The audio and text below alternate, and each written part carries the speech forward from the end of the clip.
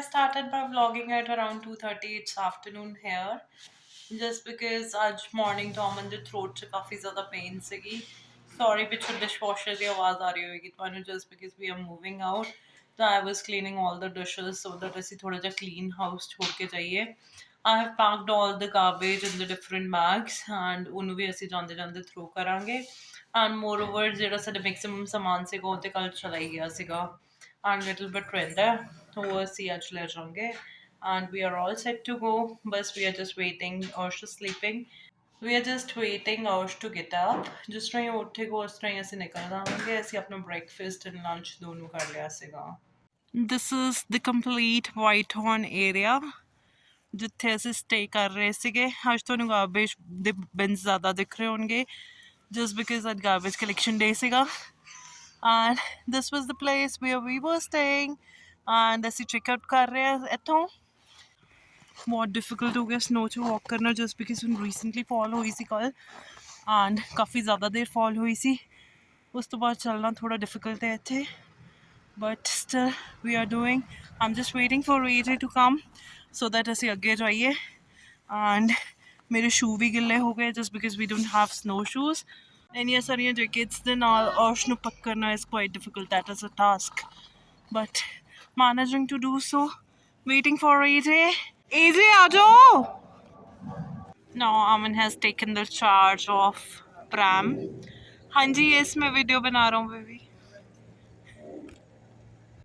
कोई ना सी अपने न्यू घर जा रहे हैं and our new home is quite beautiful बड़ा अच्छा हुने तो अनु भी home tour देंगे सी and कल मैं तो अनु दस रही सी about the internet connection असी Shaw दा plan लगवाया है whereas इत्थे Telus भी available है and Shaw भी available है ਪ੍ਰਾਮ ਨੂੰ ਨਾ ਖਿੱਚਣਾ ਬਹੁਤ ਜ਼ਿਆਦਾ ਡਿਫਿਕਲਟ ਹੈ ਹੁਣੇ ਪਿੱਛੇ ਫਸ ਗਿਆ ਸੀ and Aman was calling me but ਮੈਨੂੰ ਸੁਣਿਆ ਹੀ ਨਹੀਂ ਐਂਡ ਹੁਣ ਅਸੀਂ ਆਪਣੀ ਨਿਊ ਹਾਊਸ 'ਚ ਜਾ ਰਹੇ ਹਾਂ ਆਈ ਵਾਸ ਟੈਲਿੰਗ ਯੂ ਕਿ ਅਸੀਂ ਸ਼ੋ ਦਾ ਕਨੈਕਸ਼ਨ ਲਗਵਾਇਆ ਐਂਡ ਦੇਅਰ ਇਜ਼ ਅ ਵੇ ਜਿਸ ਦੇ ਨਾਲ ਅਸੀਂ ਡਿਸਕਾਊਂਟਸ ਵਗੈਰਾ ਲੈ ਸਕਦੇ ਹਾਂ ਕੰਪਨੀਜ਼ ਤੋਂ ਬਾਏ ਚੈਟਿੰਗ ਵਿਦ ਦੈਮ ਉਹਨਾਂ ਦੇ ਨਾਲ ਚੈਟ ਕਰਕੇ ਫਿਰ ਦੇ ਆਫਰ ਸਮ ਡਿਸਕਾਊਂਟ ਅਦਰਵਾਈਜ਼ ਜਿਹੜੇ ਨੈਟ 'ਤੇ ਇਹਨਾਂ ਦੇ ਪਲਾਨਸ ਨੇ ਦੇ ਆਰ ਕੁਆਇਟ ਐਕਸਪੈਂਸਿਵ ਅਤੇ ਸਾਨੂੰ ਉਹਨਾਂ ਨੇ near about $20 per month the discount deta and we are quite happy with the plan. Oh my bad, it was $10 the discount deta ਉਹਨਾਂ ਨੇ AJ is struggling with the snow and pram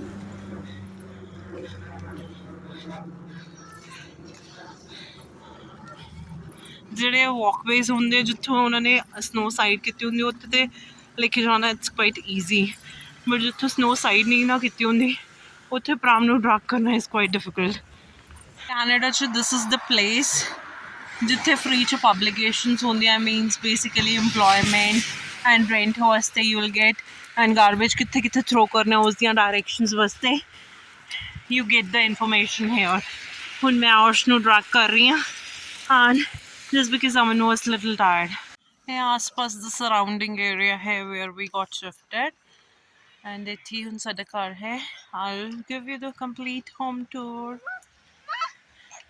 ਦੋ ਸਾਡਾ ਘਰ ਪੂਰਾ ਖਾਲੀ ਹੈ ਬਿਲਕੁਲ ਖਾਲੀ ਹੈ we don't have anything but still I'll give you home tour and holi we'll buy the things look AJ is cleaning the ice with shuffle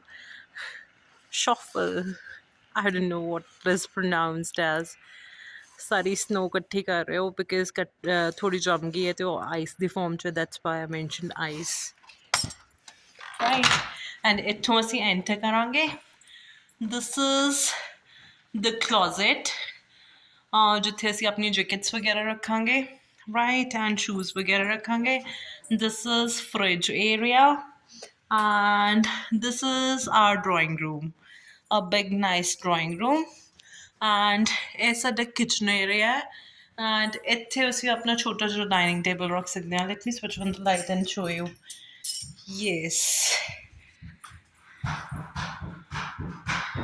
ਇਸ ਦੇ ਵਿੱਚ ਇੱਕ ਦੋ ਬਲਬਸ ਖਰਾਬ ਨੇ will get those replaced right and this kitchen ਦੇ ਬਿਲਕੁਲ ਨਾਲ ਹੀ this is the door for basement ਜਿੱਥੇ ਸਾਡਾ ਲਾਂਡਰੀ ਏਰੀਆ ਹੈ laundry area दोनों तो कॉमन है बेसमेंट वाले का एंड ऊपर वाले का right And this is the washroom ਤੇ ਸਾਰੇ ਘਰਾਂ 'ਚ same ਹੀ ਹੁੰਦੇ ਆ and this is another cupboard. This is, you can say, pantry area where we can keep all the things, extra things of the kitchen. This is another room.